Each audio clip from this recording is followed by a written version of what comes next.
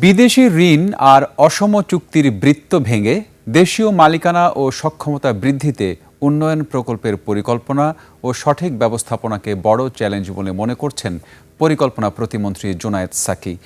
উন্নত আর উন্নয়নশীল দেশগুলো যখন মেধা ও সুশাসনের উপর ভিত্তি করে এগিয়ে গেছে, তখন বাংলাদেশ বিনিয়োগের স্থবিরতা ও দুর্নীতির কারণে পিছিয়ে রয়েছে। সকালে রাজধানীর একটি হোটেলে সেন্টার ফর স্ট্র্যাটেজিক রিসার্চের এক গোলটেবিল আলোচনায় এসব কথা উঠে আসে।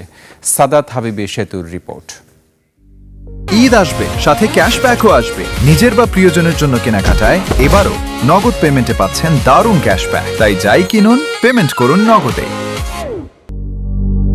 বিগত এক দশকে বাংলাদেশের মেগা প্রকল্পগুলোর সিংহভাগই ছিল বিদেশি ঋণ আর বিনিয়োগ নির্ভর, যেখানে প্রযুক্তির হস্তান্তর হার ছিল নামমাত্র। টেকসই উন্নয়নের জন্য এই পরনির্ভরশীলতা কাটিয়ে এখন দেশীয় মালিকানা আর সক্ষমতা বৃদ্ধির চ্যালেঞ্জ দেখছেন সংশ্লিষ্টরা।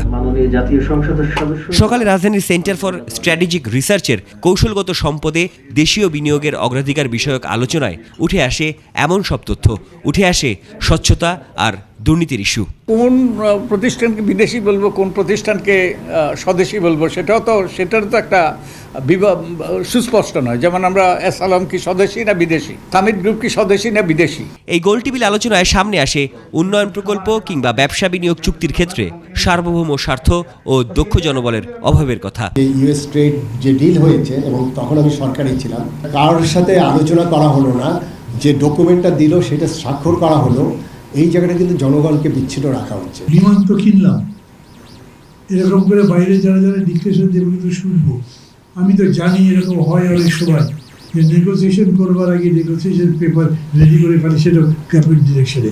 পরিকল্পনা মন্ত্রী জুনায়েদ সাকি সরাসরি আঙুল তুলেন প্রকল্প পরিচালনা আর অব্যবস্থাপনার দিকে। তার মতে বিদেশি বিনিয়োগের আগে দেশের ভিত মজবুত করা জরুরি।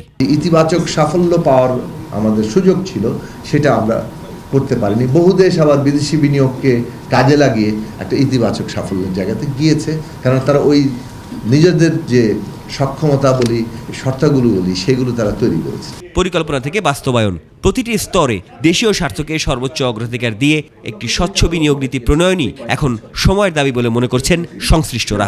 বাংলাদেশের স্বার্থ দেখা। সাদাত হাবিবি সেতু, 21 টেলিভিশন, ঢাকা।